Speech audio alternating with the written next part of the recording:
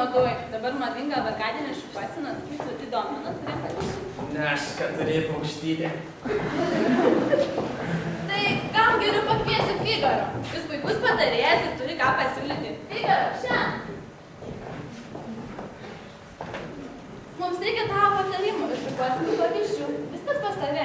Bet gali šiam ponui bandyti išsirinkti. Minutėlę, tu atneši. Greit, nekitinu čia visą dieną laukti.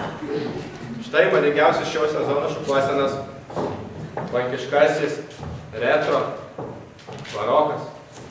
Nu, nežinau, nemūrė atrodyti be ryšio. Na, tai žinau, kaip atrodyti su ryšiu. Pabandom po pirmąjį pavyzdį.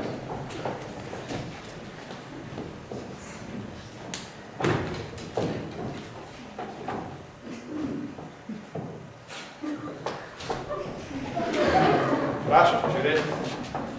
Nenoriu būti kažkaip blondinu. Ilgi plaukai man nepatinka, kremta į akis. Na, tai pabandom antrą stilių.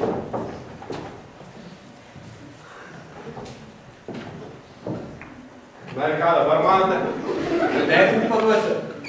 Prašau. Nu, karočią, bardas laikus lasnių gali pereiti. Lėts. Gal ir jūsų tiesa, nebežinau jums kaip ir beįtikti. Ko jūs norite, neįmanoma suprasti. Aš noriu, kad nors neberyšio. Visą, kad čia panoriu Dievą. Pagaliau supratau, kas jums tikti.